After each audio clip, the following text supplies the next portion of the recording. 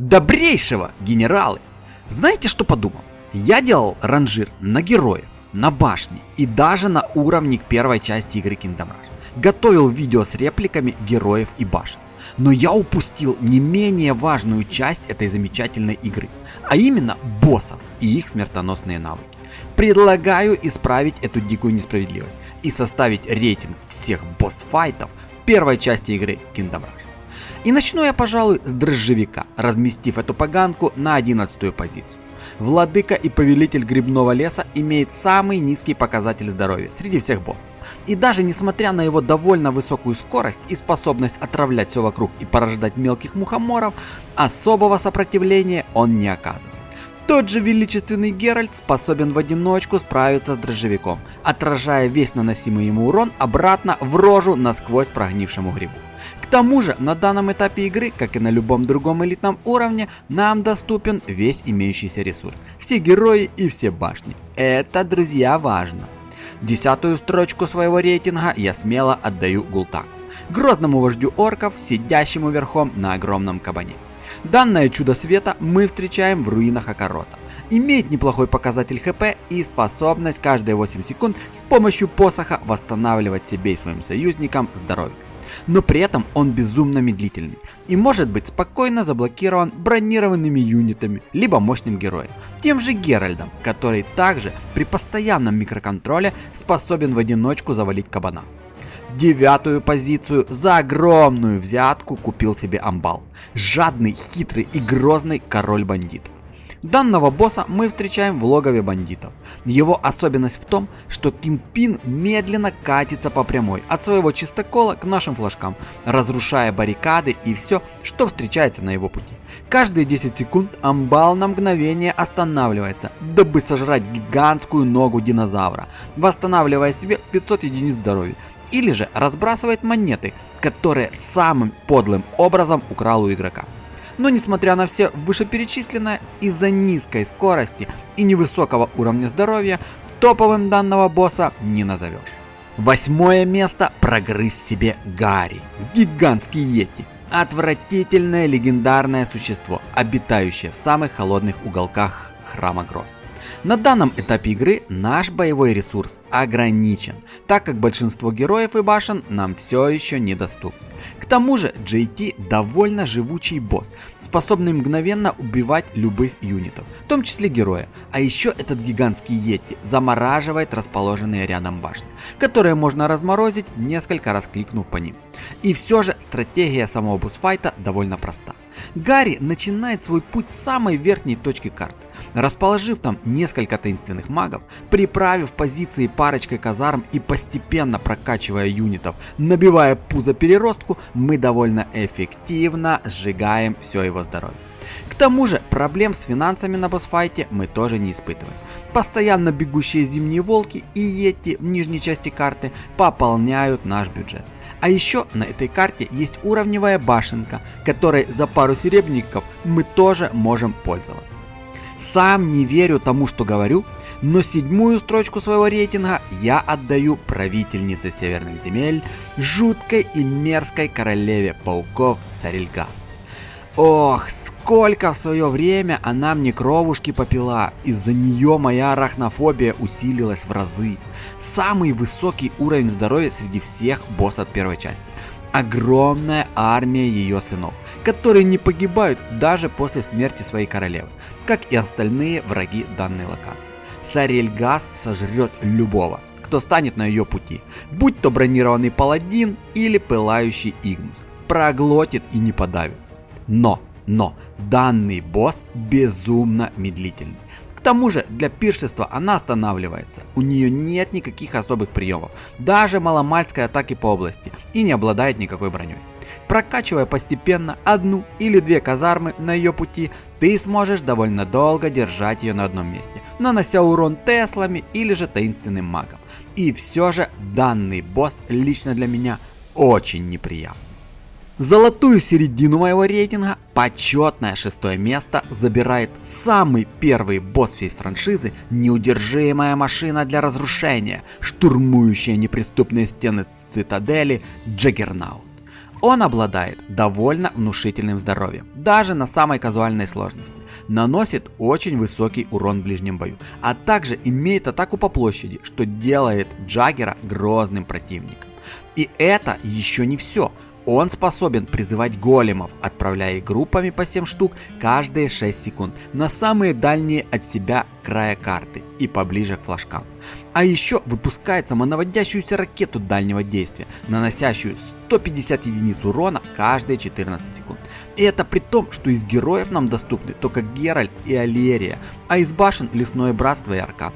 Да, согласен. Этого больше чем достаточно. И все же данный босс-файт не назовешь легким, а вот запоминающимся однозначно. Ну а теперь всем хейтерам приготовиться. Уже предвкушаю, что данное мое решение будет одним из самых оспариваемых. Хотя я напомню, что оцениваю именно боссов, а не уровни, на которых их встречаем.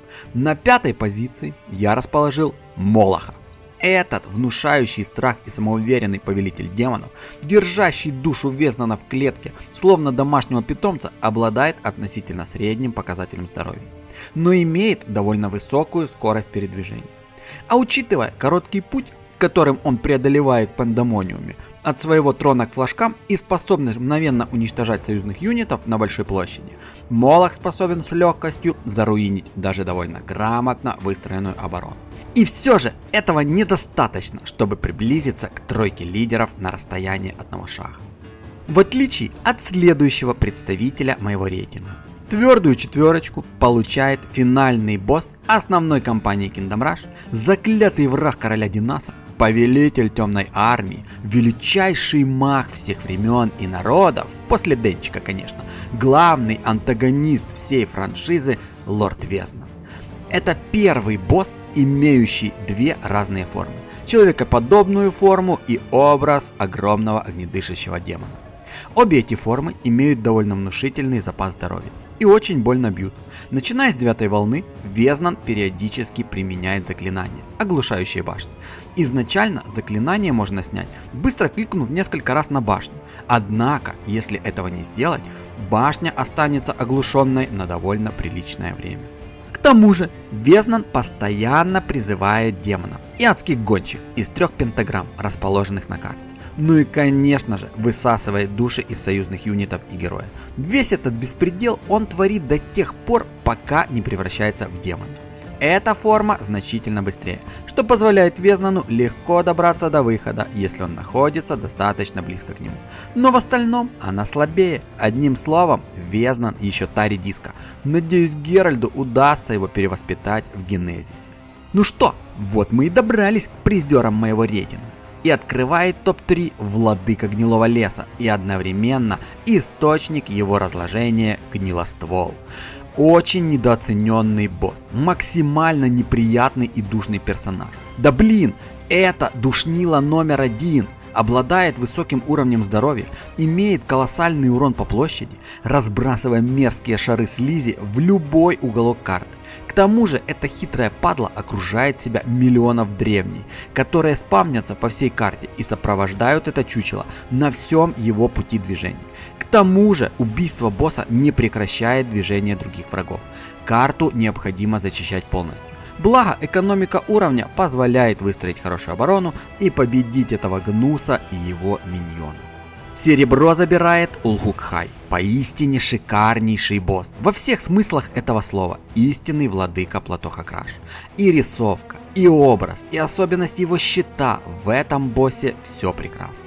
Крупнее, умнее и свирепее любого другого тролля. Его укус даже хуже, чем его дыхание. Улгук-Хай обладает относительно невысоким уроном и имеет средний запас здоровья. Однако он вооружен щитом. Когда он не участвует в бою с другим юнитом, он поднимает свой щит, становясь неуязвимым для любого урона, включая урон от артиллерии. Кроме того, как и большинство других троллей, он способен восстанавливать свое здоровье со скоростью 30 единиц хп в секунду. Поэтому без союзных юнитов и постоянного микроконтроля героя одолеть данного великана будет очень сложно. Хорошим вариантом для его сдерживания будут каменные элементали колдуна. Прокачивая их уровень, мы восстанавливаем здоровье элементалю, что дает хорошее время для сдерживания Улгук-Хая, пока остальные башенки сносят ему хп. Ну и наконец, абсолютный чемпион сегодняшнего списка уродцев. Некогда великий правитель цветущих и прекрасных земель Валардула. Помимо того, что у лорда Блэкберна больше брони, чем у любого другого босса во всей франшизе, он обладает целым рядом мощных навыков, позволяющих прорвать оборону. В частности, он может вывести из строя ближайшие башни и юнитов на 4 секунды и оглушить героя на 2 секунды, ударив топором по земле. Он также может прорубить несколько юнитов одновременно, размахивая топором, хотя эта атака довольно слаба по сравнению с атаками других боссов. Его способность выводить из строя башни является самой мощной в серии. Она воздействует на любую башню в радиусе примерно 3 юнитов от него, покрывая до 8 башен. А еще эта тушка идет по самому короткому пути, что ограничивает время для его уничтожения. Чудеснейшие боссы фантастической игры. Никогда не скрывал тот факт, что первая часть Kingdom Rush моя самая любимая и обожаемая. Не зря именно данная часть является базой для многих модификаций игры. Кстати, об этом. Отдельно хотел бы коротко остановиться на боссах, которые не являются частью традиционной классики, но тесно связаны с первой частью игры, а именно боссы, созданные игровым сообществом и внедренные в игру благодаря модификации. Третье место моего рейтинга занимает Пильщик из Kingdom Rush Conquest, автором которого является Макс Спрингер, и работа над которым ведется по сей день. Карлик-изобретатель, который свалит кого угодно, его чудо-механизм разнесет в щепки любого противника. Обладает довольно высоким уровнем здоровья, имеет 60% физброню с довольно неплохим уроном. К тому же имеет способность мгновенно уничтожить союзных юнитов и героя своим сверлом, ускоряясь в момент атаки. На втором месте расположился Игнус, еще один босс Конквеста. Несмотря на то, что эта зажигалочка держит бой в соло, без поддержки других врагов уровня, его способностей, скорости атаки и частому использованию фаерболов для оглушения башен вполне достаточно, чтобы попить кровушки любого игрока. К тому же, если не успеваешь снести ему достаточное количество здоровья для возвращения Игнуса в исходную точку, он с легкостью пробежит даже хорошо выстроенную оборону, и все придется начинать сначала. И все же первое место лично для меня твердо удерживает финальный босс мини-кампании Kingdom Rush Reborn, дерзкий и могущественный Гердук. Мало того, что этот босс обладает 95% маг броней, он создает на всей карте маленькие черные дыры, через которые просачиваются уровневые мобы. Но основная его фишка в том, что Гердук имеет вторую форму, спавнясь после смерти и перерождаясь в другой части карты. И при этом имея уже 95% физическую броню. И еще одна особенность. Он сжирает крайних юнитов у самых флажков, превращая их в осколки. Это же надо было придумать такого злостного упыря. Друзья, надеюсь, видео вам понравилось, и вы обязательно поставите свой щедрый лайкосик под видео и подпишитесь на мой скромный канал. Ну а на этом я буду прощаться. Берегите себя, и да пребудет с вами сила. Всех обнял.